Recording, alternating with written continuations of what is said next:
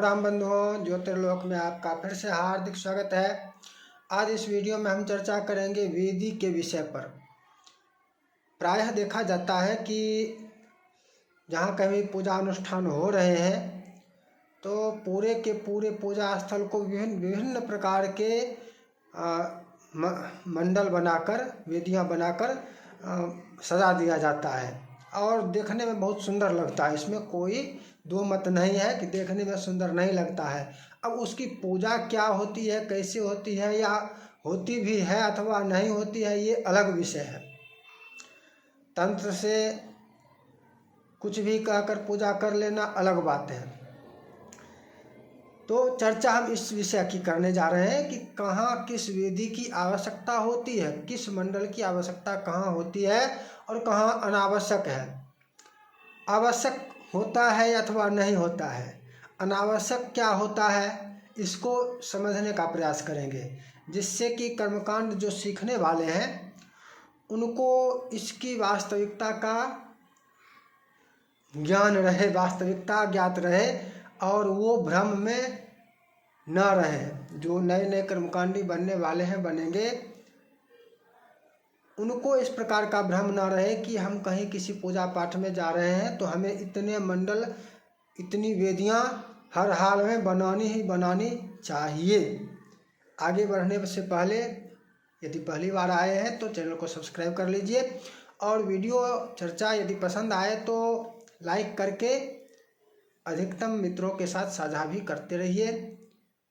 आइए चर्चा पर आगे बढ़ते हैं। जैसा कि हमने पहले कहा कि प्रायः देखा जाता है कि जहाँ कहीं भी देखें नाना प्रकार की वेदियाँ बना दी जाती हैं। किसी भी पूजा में, चाहे महामृत्युंजय जप कर रहे हैं, वहाँ पर किस वेदी की आवश्यकता है, किसकी नहीं है, आप वहाँ पर देखेंगे अनुष्ठान में 1.25 लाख महामृत्युंजय जप का अनुष्ठान किया जा रहा है।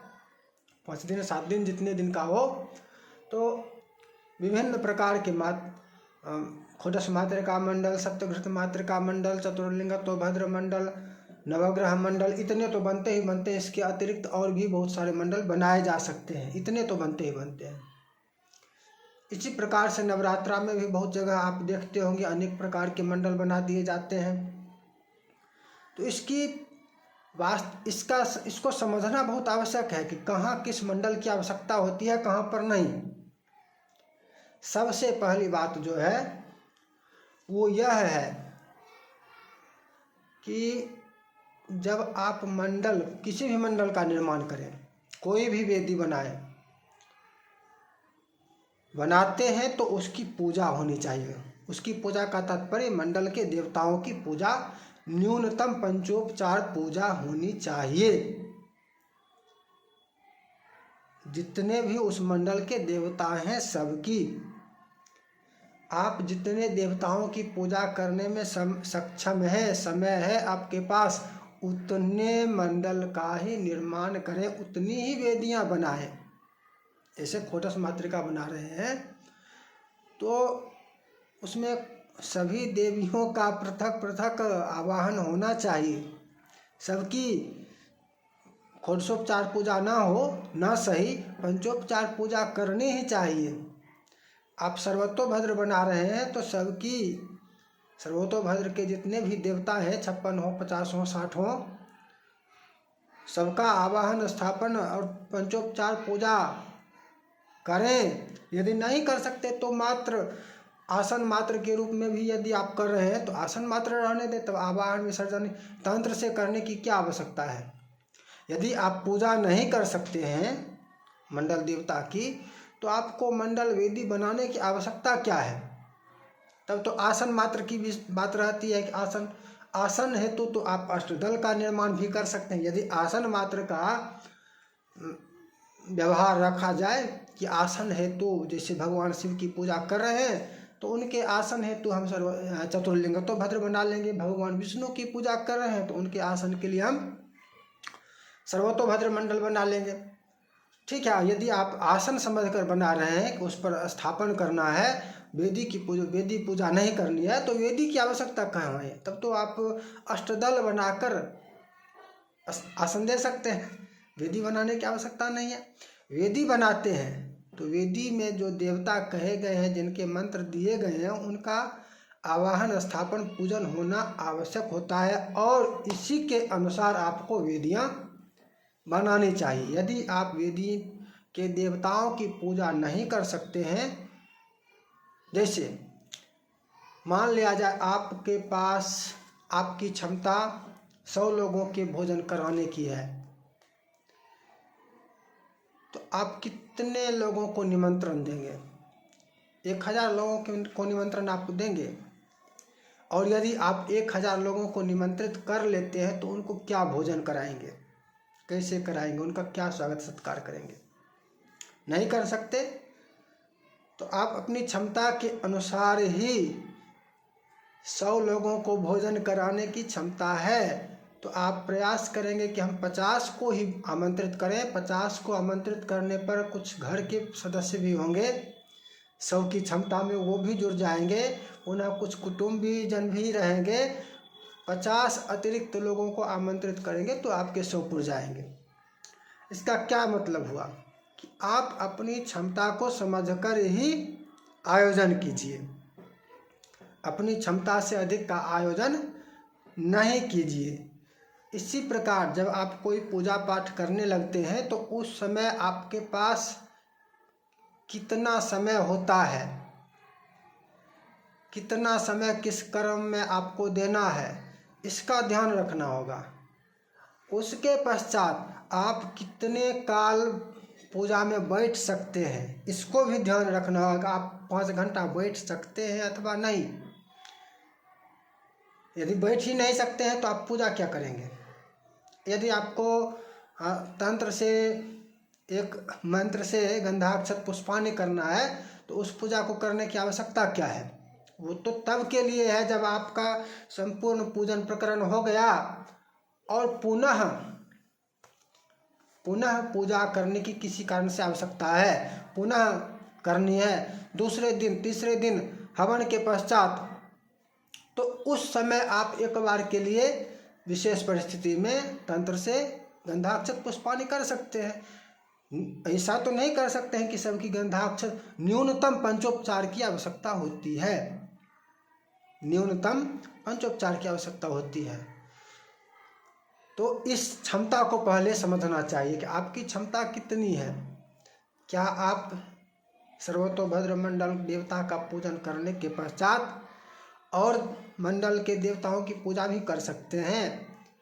आप सभी मातृकाओं की पूजा करने के बाद योगिनी की पूजा भी कर सकते हैं, नवग्रह मंडल देवताओं की भी पूजा कर सकते हैं, लिंगतो भद्र देवताओं की भी पूजा कर सकते हैं, वास्तु मंडल देवताओं की भी पूजा कर सकते हैं। यदि सबकी कर सकते हैं तो अलग बात है, ये एक विषय है, यह एक विषय है, एक तथ्य है कि आपकी क्षमता के अनुसार ही। इसका तात्पर्य यह है, यह कहने कि जैसे आप रुद्राभिषेक कर रहे हैं और रुद्राभिषेक में आपने 5 वेदियां बना लिया, आपको सर्वप्रथम रुद्राभिषेक में ही 3 घंटा लगने हैं। 1 घंटा आपके लिए हवन, 1 घंटा हवन, 3 घंटा रुद्राभिषेक, यानी 4 घंटा, 1 घंटा अन्न पूजन, 5 घंटा, और आप जो वेदियां बनाएंगे सभी वेदियों के लिए भी अलग अलग उन अतिरिक्त समय को छोड़कर 5 घंटा के अतिरिक्त इस 5 घंटा को अलग रख दीजिए। ये 6 घंटा भी हो सकता है, 7 घंटा भी हो सकता है, रुद्राभिषेक में अधिक समय भी लग सकता है पूजा पाठ। तो आप इसमें 5 घंटा के अतिरिक्त न्यूनतम 5 घंटा इधर रख दीजिए। इसके अतिरिक्त और आप कितना समय दे सकते हैं? 1 घंटा, 2 घंटा, 3 घंटा, 4 घंटा, 5 घंटा, क्या आप 10 घंटा बैठ सकते हैं? यदि आप 10 घंटा बैठ सकते हैं तो आप सभी प्रकार की वेदियां बना लें, जितने वेदी बना सकते हैं। यदि आप 10 घंटा बैठने में सक्षम हैं तो बनाइए। यदि आप मात्र 1 घंटा और अधिक बैठ सकते हैं, 6 घंटा अधिकतम बैठ सकते हैं, तो आपको उतने मंडल बनाने की आवश्यकता नहीं है, क्योंकि सबकी पूजा आप नहीं कर सकते हैं। सबकी पूजा में भी समय लगता है। प्रत्येक वेदियों के देवताओं का आवाहन करने में और पुनः पंचोपचार पूजन करने में आपको समय लगेगा। यदि आप समय नहीं देते हैं, जैसे आपने बुला लिया 100 के स्थान पर 500 लोगों को आमंत्रित कर दिया और उनको बैठने का भी स्थान आप नहीं दे पाए, तो वो लोग उनकी क्या स्थिति होगी, वो सम्मानित होंगे या अपमानित होंगे, वो क्रोधित होंगे या प्रसन्न होंगे, आप स्वयं समझिए। आपने, आपकी क्षमता थी 100 लोगों की, आपने व्यवस्था 100 लोगों का ही किया, लेकिन आपने आमंत्रित कर लिया 500 लोगों को। अब 500 लोग जो आपके यहाँ निमंत्रित होकर आए, उनको बैठने का भी स्थान नहीं मिला, तो वो प्रसन्न होंगे अथवा अप्रसन्न, वो रुष्ट होंगे या तुष्ट होंगे, क्या होंगे, आप स्वयं समझिए। तो इस विषय का ध्यान रखना आवश्यक है। अब आवश्यकता का विधान भी है, कहाँ किसकी आवश्यकता होती है, कहाँ नहीं। अब कहीं कहीं पर मान लिया जाए कि हमारी क्षमता नहीं है, फिर भी करना ही होगा। जैसे कोई आयोजन करते हैं तो उसमें आपकी क्षमता भले ही अधिक ना हो, लेकिन अत्यल्प भी जितनी भी हो उतना भोज तो होता ही है, उतना तो भोज करना ही पड़ता है, न्यूनतम ब्राह्मण भोजन तो कराना ही पड़ता है। तो इस प्रकार से कुछ आवश्यक भी होती है। कहाँ कहाँ क्या आवश्यकता होती है, तो वैदिक कर्मों में सर्वप्रथम पितृयाग आवश्यक होता है। वैदिक कर्मों में भी प्रथमतया पितृयाग का तात्पर्य वृद्धि श्राद्ध, नांदी मुख श्राद्ध, आभ्युदयिक श्राद्ध, जो भी समझें। और जब आप नांदी मुख श्राद्ध करते हैं तो वहाँ पर मातृका पूजन भी अनिवार्य हो जाता है। मातृका पूजन में आपको मातृका मंडल, मातृका विधि, चाहे खोटस मातृका और सप्तघृत मातृका, ये दोनों पूजा आपके लिए आवश्यक है। मातृका पूजन कहाँ पर आवश्यक है, वृद्धि श्राद्ध में। वैदिक कर्म कहने का क्या तात्पर्य है, जो भी वैदिक कर्म हो वहाँ पर वृद्धि श्राद्ध भी, पितृयाग भी आवश्यक है। और पितृयाग आवश्यक है तो वहाँ पर मातृका पूजा किए बिना वृद्धि श्राद्ध नहीं कर सकते हैं। अब बहुत जगह देखा, बहुत जगह नहीं, यह परंपरा ही बनती जा रही है कि मातृका पूजन तो कर लेते हैं वेदी बनाकर, लेकिन वृद्धि श्राद्ध छोड़ देते हैं, जिसके लिए मातृका पूजा की आवश्यकता है। मातृका पूजन की आवश्यकता तब है जब आप वृद्धि श्राद्ध करेंगे। यदि आप वृद्धि श्राद्ध को छोड़ रहे हैं, त्याग रहे हैं, तो फिर मातृका पूजन की आवश्यकता कहाँ से है। अब यहाँ पर एक प्रश्न आता है, जैसा कि कहा गया है कि अकृत्वा मातृयागे तु वैदिकम यह समाचरेत तस्य क्रोध समायुक्ता हिंसा मिच्छन्ति मातरः। विष्णु पुराण का जो वचन है कि मातृयाग किए बिना वैदिक कर्म का आरंभ नहीं करना चाहिए, तो यहाँ वैदिक कर्म का तात्पर्य वहाँ पर पितृयज्ञ वृद्धि श्राद्ध है, और मातृयाग का तात्पर्य अकृत्वा मातृयाग, मातृयाग का तात्पर्य मात्र खोटस मातृका पूजन नहीं है। मातृयाग का तात्पर्य नांदी मुख श्राद्ध सहित, नांदी मुख श्राद्ध वृद्धि श्राद्ध है। कैसे, सभी श्राद्धों में पिता पितामह प्रपितामह, इससे आगे गए तो मातामह प्रमातामह वृद्ध प्रमातामह, इससे आगे जाएंगे तो मातृपक्ष भी जुड़ेंगे, और पुनः आगे जाएंगे तो मातामही पक्ष भी जुड़ जाएगी। यानी 4 पक्ष हैं। 4 में से प्रथम पक्ष पितृपक्ष है, द्वितीय पक्ष मातामह पक्ष है, आगे बढ़ने पर तृतीय पक्ष मातृपक्ष है, और चतुर्थ पक्ष मातामही पक्ष है। यानी पितृ प्रधान है, पितृयाग है। लेकिन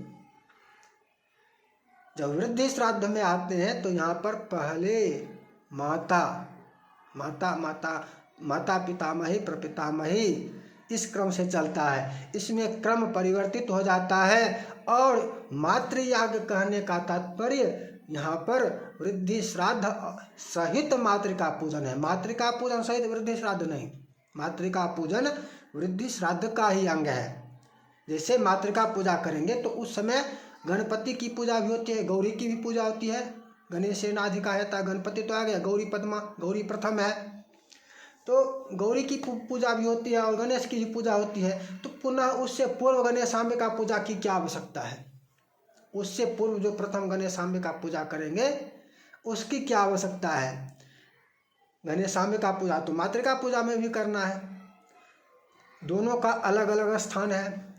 प्रथम पूजा संपूर्ण कर्म के लिए है, कर्मांग है प्रथम गणेश पूजा, और द्वितीय मातृका पूजा का अंग है। इसी तरह से अलग भी आएंगे, जैसे नवग्रह मंडल में भी गणेश अंबिका आ जाएंगे, गणेश और अंबिका की पृथक पृथक पूजा होगी, तो वहाँ पर नवग्रह मंडलांग हो जाएंगे। तो जहाँ जिस कर्म की का जो अंग होता है उस कर्म के अनुसार उसका होना चाहिए। तो वृद्धि श्राद्ध का ही अंग है मातृका पूजा। मातृका पूजा किए बिना वृद्धि श्राद्ध नहीं किया जा सकता, इसका तात्पर्य यह है। लेकिन बहुत लोगों ने इसका तात्पर्य लगा लिया कि वृद्धि श्राद्ध करो अथवा ना करो, नंदी श्राद्ध के बिना भी आप वैदिक कर्म कर सकते हैं, लेकिन मातृका पूजन कर लें, वृद्धि श्राद्ध छोड़ दें। यदि आप वृद्धि श्राद्ध छोड़ रहे हैं तो आप तो कर्म का लोप कर रहे हैं, शास्त्र का उल्लंघन कर रहे हैं। वृद्धि श्राद्ध कर रहे हैं तभी मातृका पूजन करना। मातृका पूजन की आवश्यकता अन्यत्र होती है, चंडी पूजा में, शक्ति पूजा में, शक्ति की आराधना में, लेकिन वहाँ मातृका मंडल निर्माण करने की कोई आवश्यकता नहीं होती है। देवी के आसपास ही निकट ही मातृका की भी पूजा की जाती है, तो वो अलग विधान है मातृका पूजन का। और यहाँ पर खोडस मातृका, सप्तघृत मातृका, वसुरधारा की जो चर्चा करते हैं, यह मातृका पूजन वृद्धि श्राद्ध का अंग है। इसके बाद वास्तुमंडल पर आते हैं। वास्तुमंडल भी देखा जाता है कि बना देते हैं। प्रधान वेदी की चर्चा अलग है, प्रधान वेदी की बात अलग है। वास्तुमंडल पर आते हैं। वास्तुमंडल जैसे वास्तु शांति जब कर रहे हैं वहाँ पर तो वास्तुमंडल की आवश्यकता है, ठीक। वास्तु शांति के अतिरिक्त कहाँ आवश्यक है? वास्तु शांति के अतिरिक्त भी आवश्यकता होती है। कहाँ कहाँ? यत्र कुंडम तत्र वास्तु पीठम कुर्यात् प्रयत्नतः। यत्र कुंडम तत्र वास्तु पीठम कुर्यात् प्रयत्नतः स्थंडिले चाल्प होमे तो वास्तु पीठम कृताकृतम। यह गौतम का कथन है कि जहाँ कहीं भी हवन कुंड का निर्माण होगा तो वास्तुमंडल, वास्तुपीठ आवश्यक है। अब आप देखते होंगे कुंड तो बना लिए, वास्तुपीठ नहीं बनाए। कुंड बनेगा तो वास्तुपीठ अनिवार्य है, बनाना होगा। कुंड के साथ वास्तुपीठ निर्माण करना आवश्यक है, हवन के लिए जो कुंड बनता है। और स्थंडिल बनाते हैं अथवा अल्पहोम, अल्पहोम का भी स्पष्ट हो जाएगा, स्थंडिल वेदी, तो वहाँ पर कृताकृत कह दिया गया। बना भी सकते हैं, छोड़ भी सकते हैं, वहाँ पर मतलब अनिवार्य नहीं है, लेकिन बना भी ले तो कोई समस्या नहीं है। यदि आप पूजा करने में सक्षम है तो बना सकते हैं। लेकिन पुनः आवश्यकता हो जाती है कब? सहस्राधिक होमेषु वास्तुपीठम त्वावश्यकम। यदि आहुति की संख्या सहस्राधिक हो, 1000 से अधिक हो, तो वास्तुपीठ आवश्यक है, तब भी वास्तुमंडल बनाना चाहिए।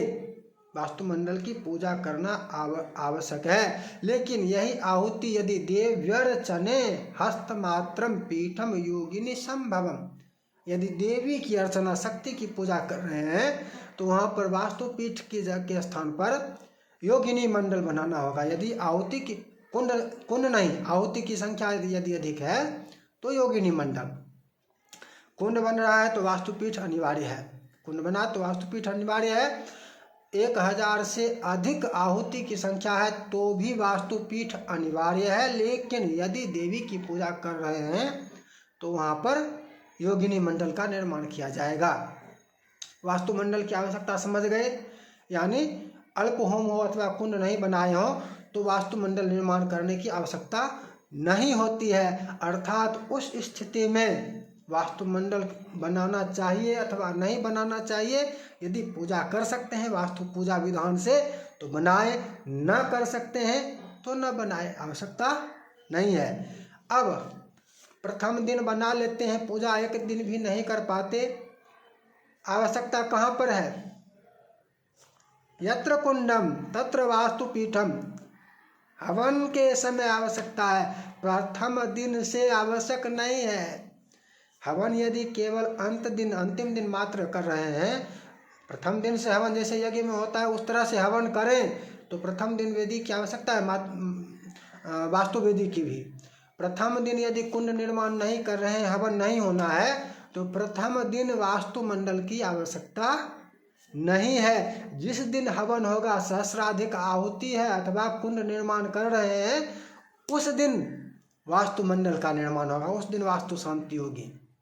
समझे बात। 5 दिन का अनुष्ठान है, 6ठे दिन हवन करना है या 7वें दिन हवन करना है, तो हवन के दिन आवश्यक है, पहले दिन इसकी आवश्यकता नहीं है। पहले दिन पूजा वो अनावश्यक है। इसी प्रकार से नवग्रह की भी बात आती है। वास्तु की तो चर्चा हो गई कि कुंड हो अथवा सहस्राधिक होम हो तो आवश्यक है, लेकिन नवग्रह हवन होगा तो नवग्रह मंडल आवश्यक है। हवन होने के साथ ही नवग्रह मंडल अनिवार्य है। हवन नहीं होगा तो नवग्रह मंडल अनिवार्य नहीं है। अब इसमें आहुति की संख्या में है कि वाराहुति मात्र करना हो, जैसे संस्कारों में करते हैं, उपनयन विवाह इत्यादि संस्कारों में, वहाँ पर नवग्रह मंडल का निर्माण नहीं होता है। उससे अधिक अन्य देवताओं का हवन करना हो, अन्य कोई चाहे अष्टोत्तर शत आहुति हो अथवा 28 आहुति हो अथवा 8 आहुति ही देनी हो, तो भी नवग्रह मंडल वहाँ पर नवग्रह शांति नवग्रह मख आवश्यक है। नवग्रह मख कहाँ पर आवश्यक है? हवन में। पूजा में जैसे अनुष्ठान कर रहे हैं तो अनुष्ठान में नवग्रह मंडल प्रतिदिन होना, उसका तात्पर्य यह है कि प्रतिदिन हवन भी हो। हवन नहीं कर रहे हैं प्रतिदिन तो आवश्यक नहीं है, हवन हो तो आवश्यक है। इसके पश्चात प्रधान वेदी, तो प्रधान वेदी तो देवता के अनुसार होती है।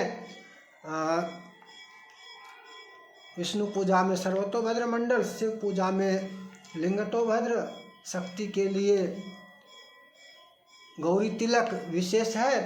लेकिन जिस प्रकार से पुरुष सूक्त मंत्र से, पुरुष सूक्त की ऋचाओं से सभी देवी देवताओं की पूजा कर सकते हैं, उसी प्रकार सर्वतोभद्र मंडल पर सभी देवी देवताओं का आवाहन कर सकते हैं सभी।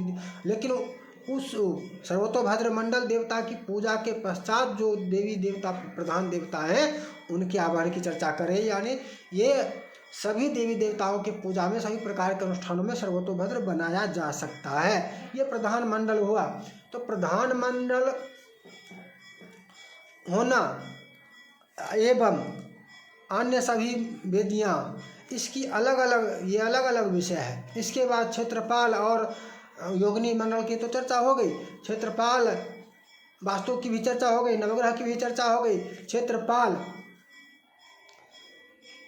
क्षेत्रपाल की भी आवश्यकता होती है, लेकिन जब आप विशेष कर्म कर रहे होते हैं तब हम सदा क्षेत्रपाल की पूजा हर प्रत्येक कर्म में नहीं होती है। और आप देखेंगे प्रायः कि यदि बड़ा सा घर है, पूजा स्थान जहाँ पर दिया गया, तो वहाँ पर चारों कोनों में सबके सब वेदियाँ बना दी जाएगी। पूजा किसी की हो ना हो कोई बात नहीं, हवन अंतिम दिन होगा।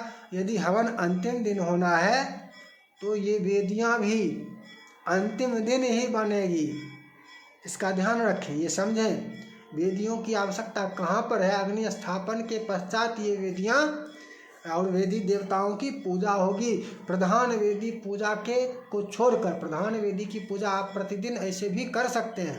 प्रधान वेदी की पूजा करके प्रधान देवता की पूजा आप ऐसे कर सकते हैं। लेकिन अन्य देवी देवताओं, अन्य वेदियाँ जो कही गई हैं, वास्तु नवग्रह, इनकी पूजा ये हवन के लिए आवश्यक है। हवन नहीं कर रहे हैं तब तक इन वेदियों की आवश्यकता नहीं है। वास्तविक चर्चा क्या थी कि वेदियों की आवश्यकता जहाँ पर है, जैसे है उसको समझें। यदि ये समझे बिना बहुत सारे अनेकों प्रकार की वेदियाँ ऐसे भी हैं जिसका कुछ नाम भी नहीं पता, ज्ञात कर सकते हैं कौन सी वेदियाँ, ऐसे वेदियाँ भी बनाई जाती हैं। तो वेदियाँ बनाने से आप कोई तीसमार खान नहीं बन जाते हैं।